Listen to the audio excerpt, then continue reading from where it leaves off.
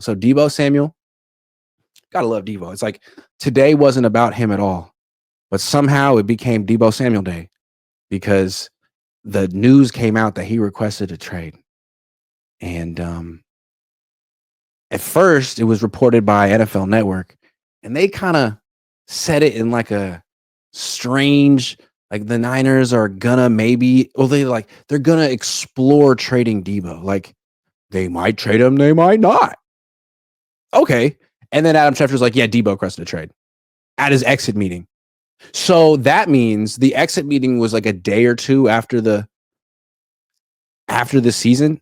I'm guessing the exit meeting was before John and Kyle spoke to the media, although I can't prove it. But I'm pretty sure the exit meetings were before John and Kyle spoke to the media. Remember, John was asked explicitly about Deebo Samuel's future on the team, and he said, oh, he's a good player. Just get rid of a good player.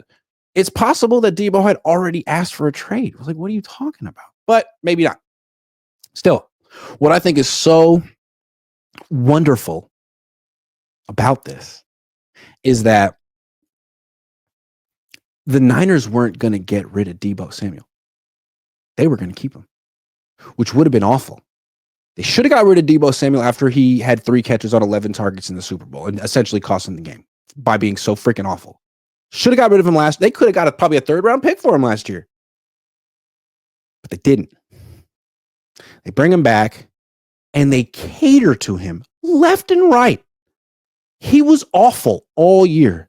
They were going down the tubes. They finally win a game against the Bears. One freaking game in which they didn't really use him very much. Then he goes directly to social media, complains about it. Then the next week they play the Rams with the season on the line and go back to freaking Deebo because he complained.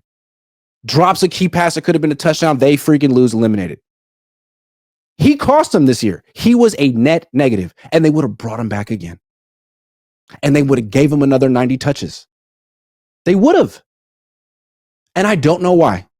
I can't even really explain the psychology behind it. It's just what a weak organization does, and they were going to do it. And Deebo said, I want out.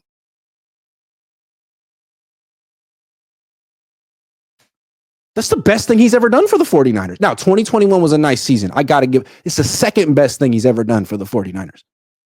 This is mercy.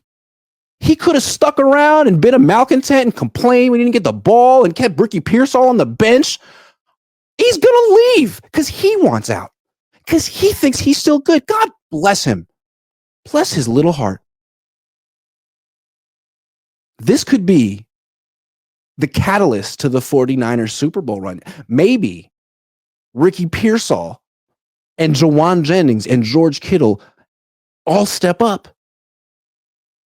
And what's funny is like the Niners have more than enough receiving options between Kittle, Pearsall, Jennings, and Ayuk when he eventually comes back. That's a lot. But Kyle Shanahan, if he trades Deebo Samuel, he's going to go out and sign like T. Higgins or Devontae Adams, because God forbid you don't have $60 million invested in the wide receiver position at all times. But I'm getting ahead of myself. Deebo Samuel, I think a lot of people have said a lot of mean things about Deebo today. Oh, Deebo, he's not loyal. He's all about himself. I think he's the most selfless person on this team. He sacrificed himself for the 49ers. What he has done for this organization, I mean, it's one of the most generous acts of kindness any player has ever demonstrated. Guys, I'm out. I know you didn't have the courage to break up with me, so I'm breaking up with you. The Niners should retire his number. 19 and 1, both of them retired for Deebo. They should throw him a parade. Do you think that at the exit meeting that the Niners maybe secretly were going to tell him that they're going to trade him, and he was like, hey guys, guess what?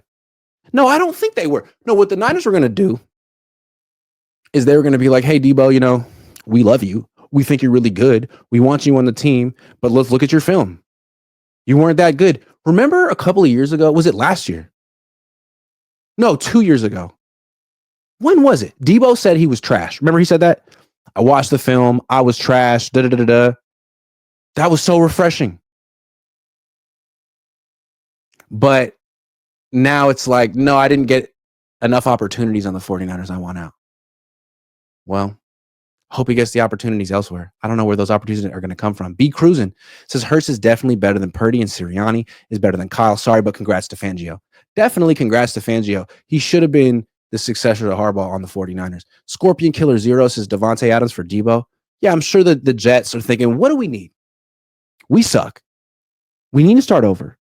Why don't we get 29-year-old Deebo, who has no burst, poor attitude, poor agility, poor route running?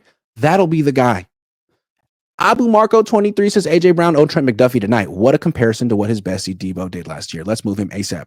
And what's sad is the Niners could have had AJ Brown. They drafted Deebo Samuel over him. It worked out for a few years, but AJ Brown looks like a legit number one wide receiver, while Deebo Samuel was always kind of like a hybrid player.